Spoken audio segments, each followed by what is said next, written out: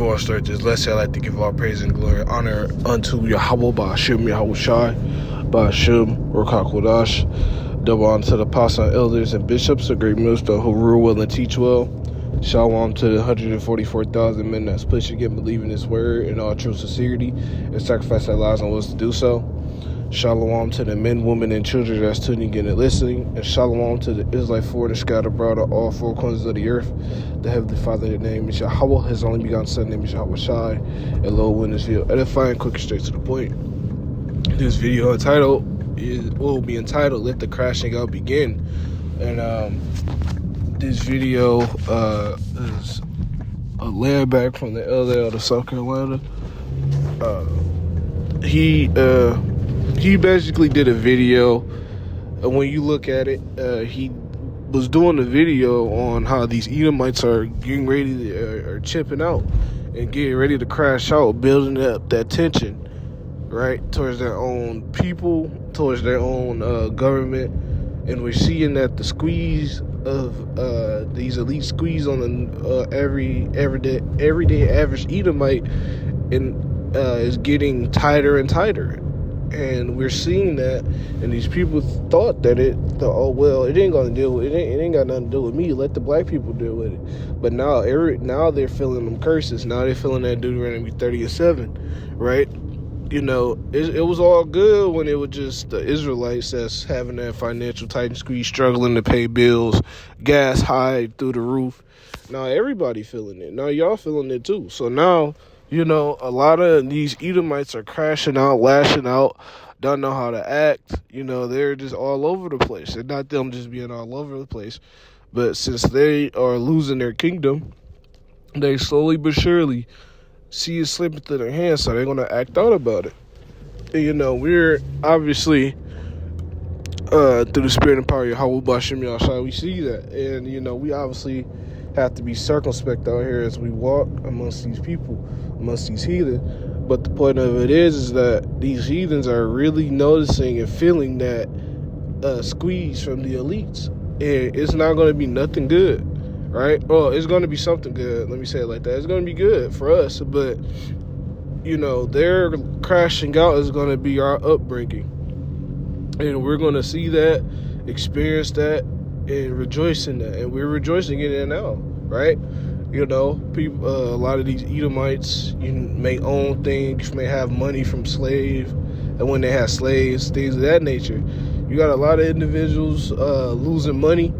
You know, you got a lot of other individuals losing out on prices. You know, prices are going through the roof, and we're seeing that. But anyway, I'm gonna get in these scripts. I ain't gonna keep talking. So I'm going to start off here, 1 Corinthians chapter 7 and verse 31. And they that use this world as not abusing it, for the fashion of this world passeth away. Right? And that's that in that first part when it says they use this world but not as abusing it, that's talking about us, right? We are in this world, we're in this current society, but what we, you know, obviously use this world to get a job, to work, to make money, to provide for yourself, which is nothing wrong with that. The problem is if you're abusing it, saying, "Oh, okay, I'm gonna just chase the bag. I'm gonna do everything else besides pursue the Heavenly Father." That's when it becomes a problem, because not only just that, now you're putting all your time and energy and effort into the world, and we see that when you put your time, energy, and effort into the world, it don't give you anything back, right? But guess what? The second part of this is for the fashion of this world passeth away. So meaning what? The things that are in this world, the comfortability or comfort that these heathen had, the comfort that these 2/3 wicked niggas had, it's all passing away. All of the things that you had joy in, had comfort in, you know, and the job, so everything is all going to pass away. Because why? The Lord is stripping the people of these vices, right? These Edomites are getting stripped of their financial gains, right? These people are feeling that tight squeeze, right? And really, that's the Lord getting ready to move on this place. The more and more the Lord puts the squeeze on these people, well, the more and more the Lord puts the squeeze on these elites, the more and more these elites going to squeeze on the people and make that Revelation 12 and 12 come. And that's what he's doing now. So from here, I'm going to jump to Matthew 24, because with the economic squeeze and the economic and financial squeeze on these people are going to start lashing out, right? They're not going to care about who they are hurting or coming against. And that's just setting up Jacob's trouble. Civil war, civil unrest, one people shall fight against another, 2 Esdras 15 and 16, right? So this is Matthew chapter 24, verse 12. And because iniquity shall abound, the love of many shall wax cold. So meaning what? Because the simple fact that things are about to get a lot worse, and the people are being ruled by a wicked ruler, what iniquity, which is sin, shall run rampant. People ain't gonna have that love for each other. People are only going to be caring about for themselves, and we're seeing that right now. We're seeing that on a small scale, but in Jacob's trouble, it's going to be huge. People are going to be slaughtering each other, right? People are going to be slaughtering each other, killing each other, and robbing each other, right? We don't forget that people are already not siphoning, quite literally taking gas out from other people's cars. We're seeing that now, and that ain't something that's going to be that ain't nothing new, But this is the times we're living in, so therefore, we always have to be, like I said, we have to be circumspect to these things. But it's a good thing too as well, because we know that the Heavenly Father is really moving. So from here, I'm gonna jump to Deuteronomy 30 and 7.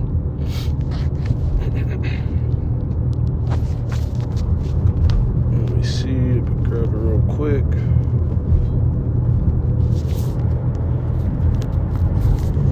This is Deuteronomy chapter 30 and verse 7. And the Lord Yahweh thy power will put all these curses upon thy enemies, and on them that hate thee, which persecuted thee. Yeah, the head of those enemies is Esau, Edom, right? They're feeling that tight financial squeeze. They're losing their power structure, right? It ain't even about the women flocking and running towards Jake, but it's also the financial tightness of it, right? Jake, or Israelites, we're more resilient, right? We know how to deal with punishment, right? We can deal with punishment and dish it out.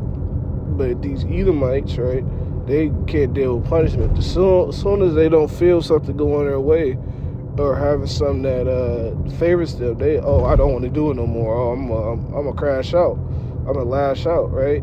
That's why a lot of these CEOs, right, if you remember in, 2020, 2022, or 2021, 2022, a lot of these CEOs was losing their money from the stock market, right? And a lot of them was unaliving themselves, right? Because why? They couldn't handle it.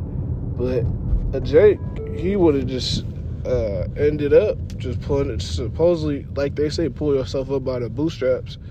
Yeah, y'all got to do that now. Y'all got to feel how hard that is. Pulling yourself up by the bootstraps, trying to make something out of nothing, surviving week, check to check, not having enough for your check. Your family is in disorder and disarray. You ain't got no power. You can't do nothing in your household. Your woman is out committing adultery. Your daughter is I'm just giving examples. Your woman is running the house and committing adultery on you, and you can't even get a divorce. Your daughter chasing after Jake and doing things was also not to be spoken of. Your son is turning into a female, and your daughter's trying to be a man. So, just things like that. This is the average, everyday Edomite household, right? And now those curses are going upon them. Jake had to deal with those curses, right? So now it's just time for them to suck it up and deal with their curses, their fair share. Let me see. Yeah, that's it out of that. So from there, let me see. I'm a little pressed for time. Okay, let me see. Alright, I'm going to have to close out with this one. I'm going to grab Ecclesiastes chapter 3. Grab this real quick. is Ecclesiastes chapter 3. I start at verse 1. To everything there is a season and a time and every purpose and to every purpose under the heaven. And this is what we're noticing. It was a time for Babylon the Great to be built up, right, in the beginning stages, right? We've seen a height of Babylon the Great, which was when the Negroes, Latinos, and Native Americans was all under slavery, all building up this place, right? It's only a problem when the Edomites are losing their power, but it wasn't a problem when they caused so much bloodshed on this land, right? Slaughtering everything that came their way. But now it's a problem because while y'all jobs are cut, ain't paying y'all enough. Y'all not getting much out your tax returns. Y'all losing that power from your household. It was all cool then, but now, that's what y'all dealing with now. But it was cool when the Israelites couldn't even afford meals, right? One pizza had to stretch between 6 people in the house, right? Jake having 4 jobs just to make something, just to have some money, just to pay all of their bills, right? There's people still working 3 jobs in 2026, knowing that hyperinflation is high. But now obviously Israelites are gonna go through their own struggles. I'm not saying that, but a lot of these heathens are just as much in that vulnerable state, just like Jake is. And it's all good because this is what is required for the necessary victory at the end. So I'm going to jump down now. Verse 6, a time to get, a time to lose, a time to keep, and a time to cast away. And it was a time of Babylon the Great being established, as I said, and it's a time to lose the power. It's a time to get, let me say it like this. It's a time to get power and to have power. It's a time to lose power, and Babylon the Great is what? Losing power. Let me see. I'm gonna jump to 8. A time to love, a time to hate, a time of war, a time of peace. And now obviously Babylon the Great always been involved in wars, right? Ever since this nation been founded, but also what? This is dealing with how things is now. It's not a time of mirth and love and just going out every weekend, going out to party, wasting your time, right? Going to the club, chasing after women. Those things are done and over with. Nobody's trying to we're gonna get on the game with the boys, we're gonna stuff like that. It's not the time for that no more. It's not the time. This is a time of war, not a time of peace, right? Let me see. That's pretty much it out of that. But we're coming into times of where these Edomites are going to be completely and quite desperate to regain that power. So therefore, that's why they're going to have that civil unrest, because they're tired of sitting there seeing everything that they have being taken away. But the Israelites had to deal with that. Everything we have quite literally been taken away. Got stripped of our heritage, our language, our memory. We got stripped of everything. We got stripped of all of those things. We got stripped of our royal status. We got stripped of our own land.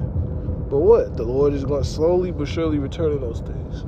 So with that, I'd like to give all praise and glory and honor unto Yahweh, Ba'ashem, Yahawashi, Ba'ashem, Ruach HaKodesh. Lord, what is veiled, edified, and until next one, Shalom.